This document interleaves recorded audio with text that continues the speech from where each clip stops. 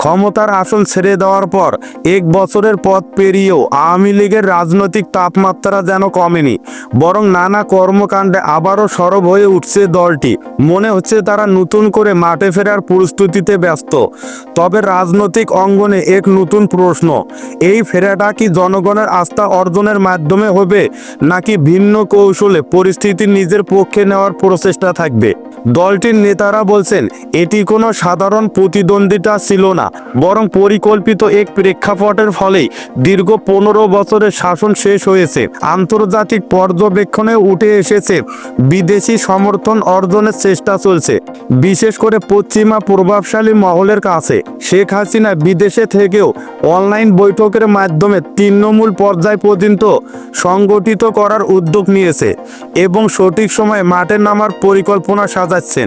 গত 1 বছরে এই প্রথম তিনি ভারতে অবস্থানরত কয়েকজন শীর্ষ নেতার সঙ্গে সরাসরি বৈঠক করেছেন।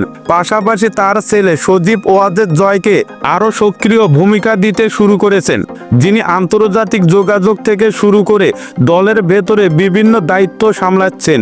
যদিও দলীয় সূত্র বলছে মূল নিয়ন্ত্রণ থাকবে শেখ হাসিনার হাতেই। তারা মনে করেন অন্তর্বর্তী সরকারের নানা দুর্বলতা, যেমন আইন শৃঙ্খলার চ্যালেঞ্জ, অর্থনৈতিক অনিশ্চয়তা এবং নেতৃত্বের ঘাটতি, তাদের পুনরায় ফিরে আসার পথ কিছুটা মসৃণ করেছে।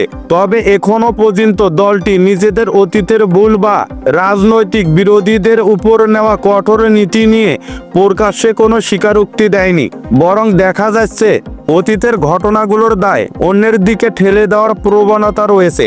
রাজনৈতিক বিশ্লেষকদের মতে শুধুমাত্র বাহ্যিক প্রভাব এবং অন্তর্বর্তী সরকারের সীমাবদ্ধতার উপর ভর করে দলটি আবারও শক্ত অবস্থান নিতে পারে কিনা তা নিয়ে অনিশ্চয়তা থেকেই যাচ্ছে, বিশেষ করে যখন শেখ হাসিনা নিজ নেতৃত্বে পূর্ণ সংগঠন গড়ে তোলার চেষ্টা চালাচ্ছেন এবং সজীব ওয়াজেদ জয়কে সামনে রেখে নতুন পরিকল্পনার আভাস দিচ্ছেন। তখন জন আস্থা কতটা পূর্ণ উদ্ধার হবে তা নিয়ে বিতর্ক আরও গভীর হচ্ছে। সব মিলিয়ে এই পরিস্থিতি যেন এক নাটকের পরবর্তী অঙ্কের অপেক্ষায় থাকা দর্শকের মতো, যেখানে পর্দা নামবে না, বরং ধীরে ধীরে খুলতে থাকবে নতুন ঘটনার পর্দা।